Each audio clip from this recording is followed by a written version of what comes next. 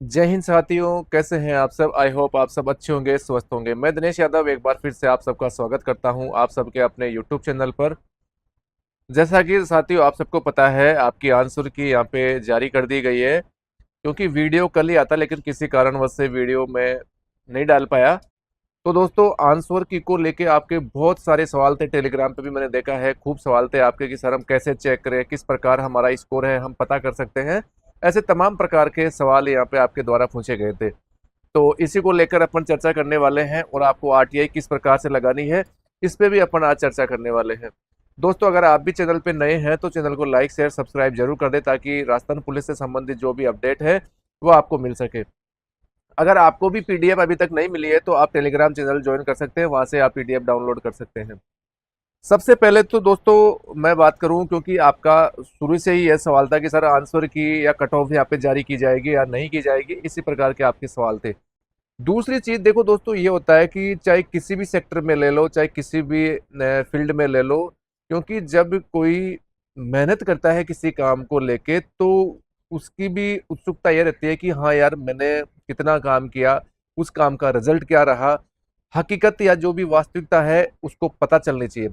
इसी परिप्रेक्ष्य में हम देखते हैं कि जब अपन कंपटीशन की तैयारी करते हैं, और किसी कंपटीशन के लिए अपन दिन रात तैयारी करके हम उस कंपटीशन की एग्जाम देते हैं, उसके लिए अपन ने सब कुछ चीजों का यहाँ पे त्याग किया, कमरा भी किराए पे लिया, और घर से दूर भी रहे, मेहनत भी की। और जब उसमें सफल नहीं होते हैं, और ज्यादातर इन चीजों को वही कैंडिडेट देखते हैं जो इसमें सफल नहीं होते हैं, क्योंकि जिनका सिलेक्शन हो गया उनको तो इन चीजों से मतलब ही नहीं कि मेरे क्या मार्क्स थे क्या नहीं थे। उनको ज्यादा यहाँ पे मतलब रहता है, तो जो नजदीक से यहाँ पे रह गए उनको मतलब रहता है। और वो कैंडिडेट वास्तव में ये जानना चाहते हैं कि यार मेरे वास्तव में कितने नंबर थे, और मैं कितने मार्जिन से यहाँ पे इस एग्जाम को क्रैक करने से रह गया। तो ये सबकी इच्छा रहती है, चाहे आप कोई सा भी स्टेट गवर्नमेंट का एग्जाम ले लो, चाहे आप सेंट्रल गवर्नमेंट का एग्जाम ले लो, चाहे कोई सा भी एग्जाम ले लो। दूसरी चीज ये थी कि दोस्तों, जब ऑनलाइन एग्जाम यहाँ पे आयोजित करवाई जाती है, तो शुरू से ही जब आपकी आंसर की शुरू से ही आपकी जो आंसर की यहाँ पे जारी की गई थी वो सही नहीं थी। क्योंकि होता क्या है कि जब ऑनलाइन पेपर होते हैं तो उसमें कैंडिडेट का आंसर और जो डिपार्टमेंट का उस क्वेश्चन का सही आंसर क्या है, वो दोनों एक साथ यहाँ पे डाले जाते हैं। और वो आंसर की इस प्रकार जारी की जाती है कि कैंडिडेट ने तो ये आंसर दिया है, और इसका जो वास्तविक आंसर है ये है। तो उससे होता क्या है, क्योंकि कैंडिडेट को वास्तविकता का पता लग जाता है कि मेरा वास्तव में स्कोर कितना है। जैसा कि आप हर प्रकार की ऑनलाइन एग्जाम देखते हैं, चाहे आप एसएससी की एग्जाम देख लो, चाहे अपने रेलवे की एग्जाम देख लो, चाहे बैंक की देख लो। इसी प्रकार से जितने भी ऑनलाइन एग्जाम यहाँ पे कंडक्ट होते हैं, वो आंसर की इसी प्रकार से यहाँ पे जारी करते हैं। लेकिन राजस्थान पुलिस की एग्जाम में ऐसा नहीं हुआ। उन्होंने डायरेक्ट यहाँ पे आंसर की आपकी यहाँ पे जारी की। अगर आपको क्वेश्चनों का पता है कि मैंने इस प्रकार से यहाँ पे आंसर की मैंने इसका आंसर, इस क्वेश्चन का आंसर ये मैंने किया है, तो आप चेक कर सकते हैं। विदाउट आप चेक नहीं कर सकते। तो अब धीरे धीरे मैं आपके सवाल यहाँ पे लेने का प्रयास करूंगा। सबसे पहला सवाल था कि सर स्कोर कार्ड कैसे चेक करें। देखो दोस्तों, मैं क्लियर बता दूं, यानी कि आपके पास में खुद की ऑनलाइन वाली जो शीट नहीं है, तो उसके बिना आप बिल्कुल परफेक्ट अपना स्कोर यहाँ पे चेक नहीं कर सकते। करोगे भी कैसे? अगर आपको याद है तो आप चेक कर सकते हो, क्योंकि आंसर की जितने भी जो आंसर की आई थी पहले, उसकी पीडीएफ अगर आप देखना चाहो तो टेलीग्राम पे आपको वो पीडीएफ मिल जाएगी। इसके बिना ये संभव नहीं है कि आप पूरा परफेक्ट स्कोर अपना यहाँ पे पता कर सको। ठीक है, तो ऐसे पता नहीं यहाँ पे नहीं चलने वाला। दूसरा था कि सर जो पर्सन डिलीट हुए, यानी कि आपने देखा होगा कि कई जो आंसर किए उसमें एक्स एक्स यहाँ पे लिखा हुआ है, उसका मतलब है कि ये क्वेश्चन यहाँ पे डिलीट कर दिए गए हैं। तो उनका डिस्ट्रीब्यूशन जो नंबरों का था वो किस प्रकार से हुआ, या जिन्होंने आपत्ति लगाई थी या उन्हीं को उसका बेनिफिट हुआ? नहीं दोस्तों, बेनिफिट यहाँ पे डिपार्टमेंट के द्वारा सबको दिया गया है। और मैंने आपको पहले भी बताया था कि क्वेश्चन का अगर कोई डिलीट होता है तो वो पर्टिकुलर सबको मिलता है, पर्टिकुलर कैंडिडेट को नहीं मिलता है। जब कोई भर्ती कोर्ट में या कोई कैंडिडेट कोर्ट में जाता है, तब पर्टिकुलर उस कैंडिडेट को उसका बेनिफिट मिलता है। तो उसमें एक चीज यहाँ पे लिखी हुई थी कि proportionate marks will be awarded, यानी कि इस लाइन का मतलब क्या है? क्योंकि हर आंसर की के नीचे ये चीज लिखी हुई है। इसका मतलब देखो दोस्तों, ये होता है कि मान लीजिए आपके पेपर में थे 150 क्वेश्चन, ठीक है। 150 क्वेश्चन में से यानी कि 10 क्वेश्चन आपके यहाँ पे डिलीट कर दिए गए। और डिलीट करने के बाद में 150 के हिसाब से अगर आपके 150 क्वेश्चन थे, तो प्रत्येक क्वेश्चन यहाँ पे 1 नंबर का था। यानी कि एक एक नंबर का एक क्वेश्चन यहाँ पे हो रहा था आपका। जैसे ही डिलीट किए यहाँ पे कितने क्वेश्चन बच गए आपके 140। अब उन 150 नंबरों का जो डिस्ट्रीब्यूशन किया गया, यानी कि समानुपातिक बोलते हैं इसे, यानी कि 140 क्वेश्चन में उन 150 नंबरों को यहाँ पे विभाजित कर दिया गया या बांट दिया गया। समझे? यानी कि आप अब 150 में 140 का भाग दोगे, जो इसका आंसर आएगा, यानी कि एक, अब जब आपका क्वेश्चन एक क्वेश्चन होगा ना, वो एक नंबरों से ज्यादा का यहाँ पे क्वेश्चन हो गया, एक पॉइंट कुछ नंबरों का यहाँ पे क्वेश्चन आपका यहाँ पे हो रहा है।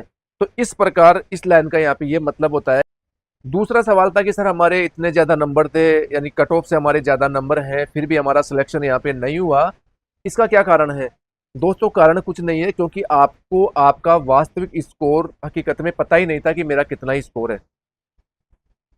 क्योंकि आप पता कैसे करोगे? आपके पास में तो मास्टर जो आपकी ओमार सीट आती है, ओमार तो वैसे ऑफलाइन में आती है, लेकिन जो आपने आंसर करके आए थे वो तो क्वेश्चन आपको पता ही नहीं है। और विशेषकर जो ये मिस्टेक होती है वो होती है रीजनिंग के क्वेश्चन में। जीके का तो लगभग सबको पता रहता है कि हाँ जीके में मैंने इस क्वेश्चन का आंसर ये किया था, लेकिन रीजनिंग में ज्यादा यहाँ पे डाउट रहता है। तो इस कारण आपको पूरा पता नहीं था कि मैंने क्या किया था, इस वजह से यहाँ पे ये मिस्टेक हुई है। और फिर रही बात कट ऑफ की, कि कट ऑफ क्या रही दोस्तों? कट ऑफ यहाँ पे ज़्यादा नहीं रही। अप्रोक्सीमेटली अगर आप ओबीसी जनरल कट ऑफ मानते हैं तो 85 90 95 के आसपास में यहाँ पे कट ऑफ रही है। जो 100 प्लस कट ऑफ गई है वहाँ पे थोड़ी पोस्टें कम थी, इस कारण से 100 प्लस यहाँ पे कट ऑफ गई है। तो कट ऑफ ठीक ठाक थी पेपर के लेवल को देखते हुए। और अब है मेन मुद्दा कि सर अगर हमें अब पता करना हो कि हमारा कितना स्कोर है तो वो कैसे पता करें?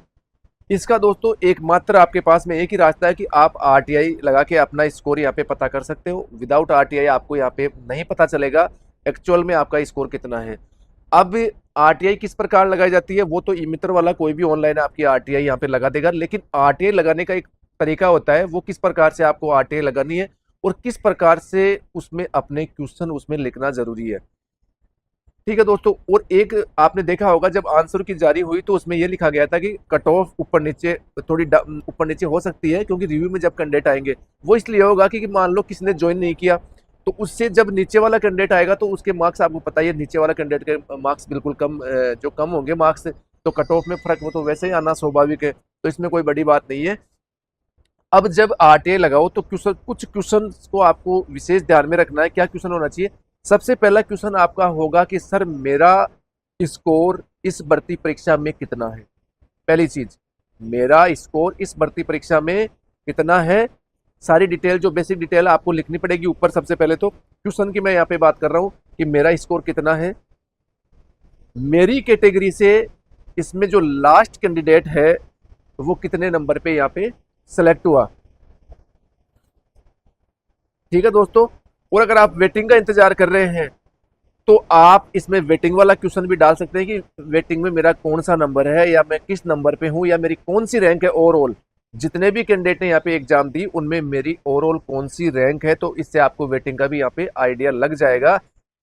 और मेरी कैटेगरी में अभी कितने विद्यार्थियों ने यहाँ पे ज्वाइन नहीं किया, या कितने, जो कितनी पोस्ट है वो खाली है।